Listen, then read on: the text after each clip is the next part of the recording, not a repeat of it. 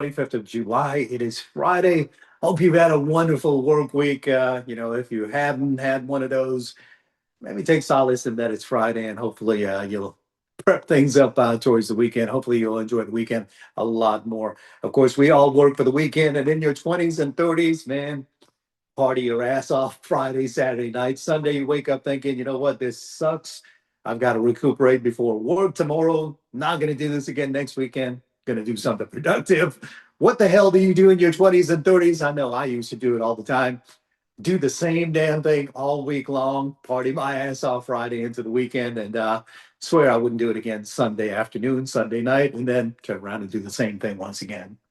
Nonetheless, hey, look, it's Friday. I don't want to say it's a deliciously gloomy Friday. Now, before I get further into that, many of you from watching me on television, you know that this is my attire: shorts, t-shirt, flip flops. Outside of television attire, suit and tie, and things like that. This is my attire. I love summer. I love the other seasons as well. I love what comes with the other seasons: Halloween, Thanksgiving, Christmas, New Year's, so on and so forth. But I do love South Mississippi. All of you complaining about the heat, man, look, get in your car, Highway 49, head north, stop when it's comfortable enough for you. I'm a native New Yorker. I live down here now. I've retired down here in South Mississippi because I love the environment. I embrace the heat, dress for it accordingly. Don't live outdoors in the middle of the day, and damn sure don't do any kind of strenuous activity in the middle of the day, like mowing your lawn or running 5K or something like that. You know how to do this, folks. We live down here. We love it for a reason. Prep and plan accordingly.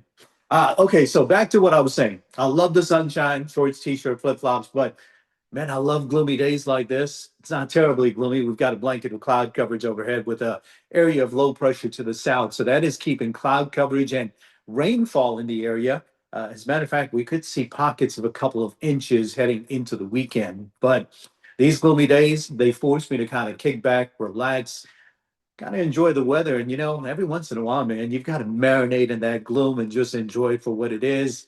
Not talking about depression or anything like that. I'm talking about just enjoying the great gloomy day. I enjoy these much more in October, November timeframe, where there's a little bit of chill. You've got some leaves blowing around outside, and it looks and feels chilly out there.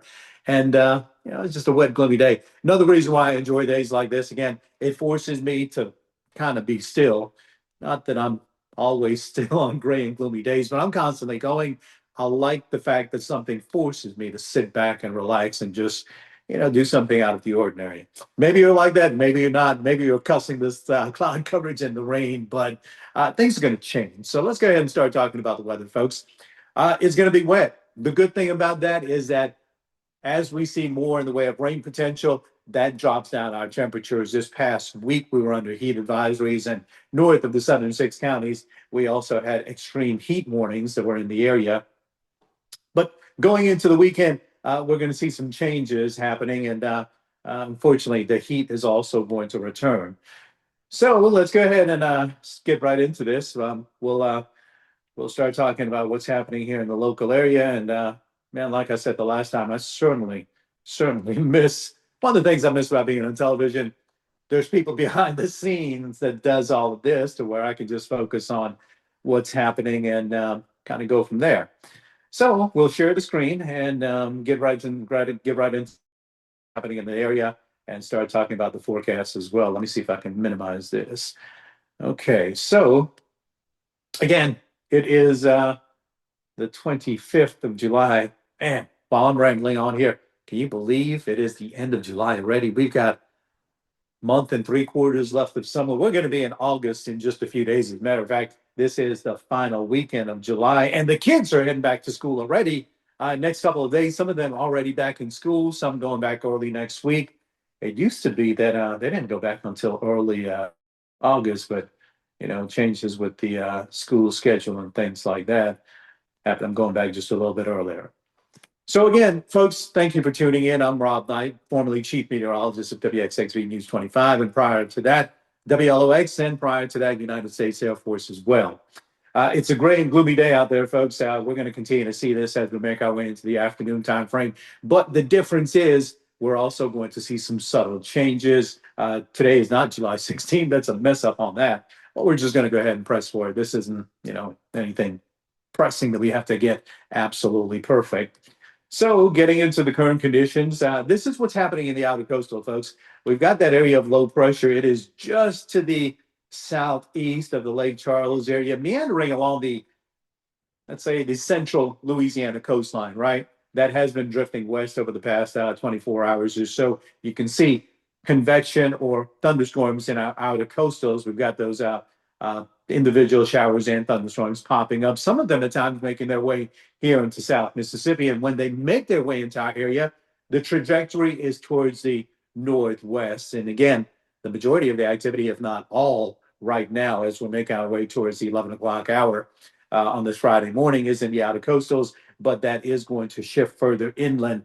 Now, it's still going to get hot, folks, but here along the southern six, we're going to continue to find the cloud coverage. As a matter of fact, you can see cloud shield extends all the way into southwestern Mississippi, northeast through about the Meridian area, Birmingham, Atlanta. The cloud coverage thins towards the northeast, but here in South Mississippi, it looks like there is a void of cloud coverage overhead, but a lot of low level clouds. This is an infrared imagery, so it's being masked in with the surface temperatures. That's one of the reasons why we're not seeing it, or the main reason why we're not seeing it. So right now, temperatures are anywhere from the upper 70s to the low 80s. This is projected high temperature this afternoon. Notice from southern and southwestern Texas, northeast throughout Oklahoma, Arkansas, and then towards the lower Tennessee Valley area. That's where they have the 90s, including some of northern Mississippi. But south of that, Jackson, 87 degrees, 84 for Hattiesburg, 84 for us here in South Mississippi as well. So we're going to top out a little bit lower because of the cloud coverage and the rain cool there as well. So we're going to start off tracking the tropics because, well, that's mainly what's going to shape our forecast heading into the weekend. A few days ago, we had another area of low pressure move across the northern and northwestern Gulf of Mexico. That brought rainfall, but then we saw the heat return as well. So the National Hurricane Center is currently watching this area south of the central and southwestern Louisiana coast, drifting towards the west.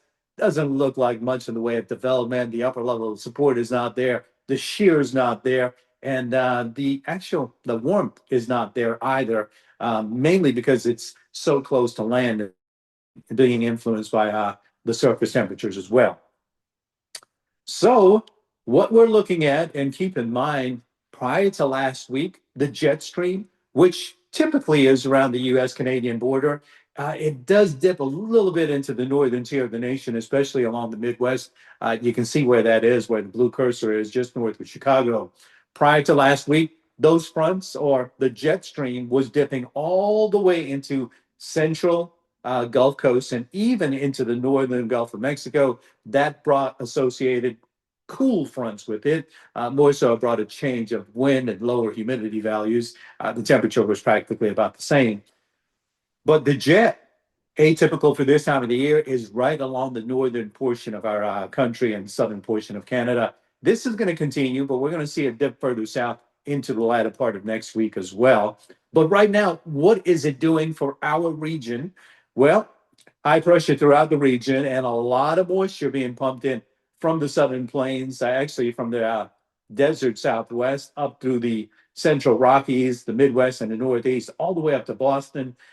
Wow, that was a Boston accent there for a second. People used to tell me I had a New York accent. I'd look at them like they were stupid because I just don't hear an accent with me. But anyway, a lot of moisture east of the continental divide all the way up towards the northeast. And then with that area of low pressure along the northwestern Gulf of Mexico, and you can see it here with the WPC map.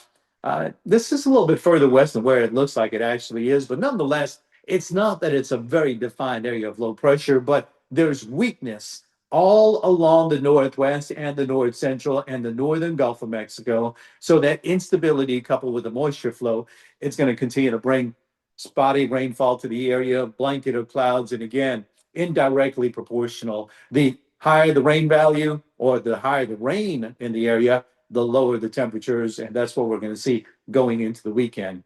So this is the prognosis for today. Skipping forward to tomorrow, you can see that area of low pressure no longer showing. And again, it's not really that well defined, but the weakness, the trough of low pressure will continue to be there. So rainfall potential will be rather high, well above 50% today. Tomorrow it drops down to about 40%. And then by Sunday, let me go ahead and push forward. You can see that, look at that moisture drying out, hugging the northern and the northwestern Gulf of Mexico. But at the same time, high pressure moves in from the lower valley area, and that's going to extend all the way into the northern and the north central Gulf of Mexico. That is going to bring a transition Sunday into early next week. And again, lower rain values. We're going to see those temperatures start to skyrocket into the mid and potentially even the upper 90s. Heat indice values are going to be a factor as well. So the heat is still going to be throughout the region, except it's going to be capped a little bit in our area. Notice that here in our area, South Mississippi, the majority of Mississippi as well, AccuWeather's map has us anywhere from 100 to about 105. And this is going to be the real feel or the feel like temperature or the heat index. Our temperature is going to be in the 90s. Back to the west, including southwestern Mississippi, the majority of central Louisiana, north through I-20, and then south, pretty much towards the coast, and then portions of extreme eastern and southeastern Texas. That is where they're going to find heat index values from 105 to 110. Again, we're going to be below that. 108, by the way, if you're wondering, is the criteria for the National Weather Service to issue that heat advisory. So today, it may extend all the way down through about Forest, Jones, Lamar, but more so back towards the west. Pike, Walthall counties, southwestern Mississippi. The heat is really going to be dominant throughout the region heading into this afternoon and even into the weekend as well. Tomorrow, it looks like we may be borderline heat index values, but again, I think the rain potential, it's going to keep the heat index values down. And like I said, Sunday is going to be more of a transition day. This date, Saturday through Wednesday, realistically, we're going to be looking at Sunday, more so Monday and Tuesday, and potentially even Wednesday. But Wednesday, we're going to start seeing the rain potential on the uptick once again. High pressure is going to move in. That high pressure, it pushes down, it suppresses the atmosphere. We're going to see heat as well as what's known as compressional heating. One of the things I used to enjoy talking about when I was on air was explaining these various factors, these technical terms that we use. Compressional heating, not much of a technical term. Compressional heating, you all know the difference. Imagine this, your hand, you walk outside or you're just sitting there, your hand, it feels a certain amount of heat. That's just regular daytime heating. Close your hand and sit there for a couple of minutes because of the pressure, because of the compression, the inside of your palm is going to start getting sweaty. That's what's compressional heating. And the way the high pressure rotates, it's in a clockwise manner when we're looking down at the surface. And anything that rotates clockwise, it rotates and it pushes down towards the surface. So it brings mass closer towards the surface, mass that we don't see. All those little particles, they move a lot faster, closer to the surface. They bump into each other. That gives us more in the way of friction and heating as well. So that's what you're going to expect Sunday, Monday, Tuesday, and borderline even Wednesday as well. So heading into the final weekend of July, we're going to be looking at a wet pattern. By the way, not saying we're going to get a blanket of rain, but these individual bad boy rainmakers, man, look, they could dump some shit over the course of about, not shit, they could dump some stuff over the course of about the rain potential could very easily be anywhere from about 1.5 inches to about 2 inches per hour today, this afternoon. That's going to drop down tonight, but it's going to pick back up tomorrow as well. We'll be looking at isolated and at times scattered showers and thunderstorms this afternoon going into Saturday. For the most part, temperatures are going to stay in the mid, maybe even getting into the upper 80s, but that's going to be about it. Sunday, that weakness along the north central Gulf of Mexico continues to move over land, dissipates out. High pressure from the north northeast moves in just to the east of the area. We're going to see hot and humid conditions next week. More than likely, heat advisories will be in effect as well, all the way down here towards the southern six counties, or all the way down to the coastals, I should say.